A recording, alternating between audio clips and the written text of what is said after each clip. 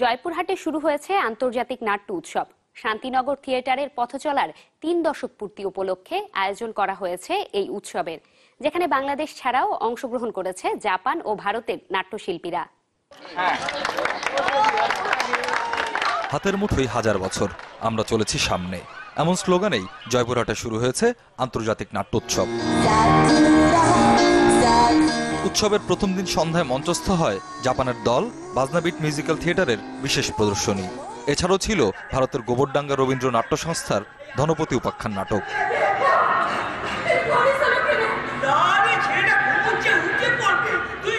প্রথমবারের মতো দেশের মাটিতে বিদেশিদের নাটক দেখতে পেয়ে খুশি উৎসবে আসা সব বয়সী মানুষ। সেই সাথে হারিয়ে যেতে বসা এই সংস্কৃতিকে ধরে রাখার জন্য এমন আয়োজনের প্রয়োজনের কথাও জানান তারা। জয়পুরহাটে অনেকদিন পরে এত বড় একটা উৎসব হলো, খুবই ভালো লাগছে।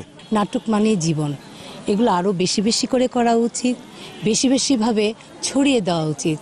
জীবনের অসঙ্গতি, বিচ্যুতি, অতীত ইতিহাস ও সমসাময়িক সমাজের কথা নাটকের মাধ্যমে তুলে ধরার কথা জানালেন বিদেশ থেকে আগত শিল্পীরা। এই আদান প্রদানটা আমাদের দুটো দেশকে খুব কাছের আর খুব এক করে দিয়েছে। দেশীয় সংস্কৃতি আজ হারানোর পথে, তাকে পুনরুদ্ধারের জন্যই এমন আয়োজন। যেটা ভালো একটি উদ্যোগ। আমাদের এখানে কর্মীরা ইয়াং জেনারেশন সংস্কৃতি থেকে দূরে চলে যাচ্ছে, তাদের জন্য এটি একটি ভালো উদাহরণ হিসেবে থেকে যাবে।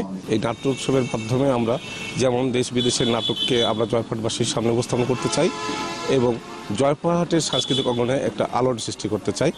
শান্তিনগর থিয়েটারের আয়োজনে শহীদ ডাক্তার আবুল কাশেম ময়দানে এই আয়োজন চলবে ২১ মার্চ পর্যন্ত।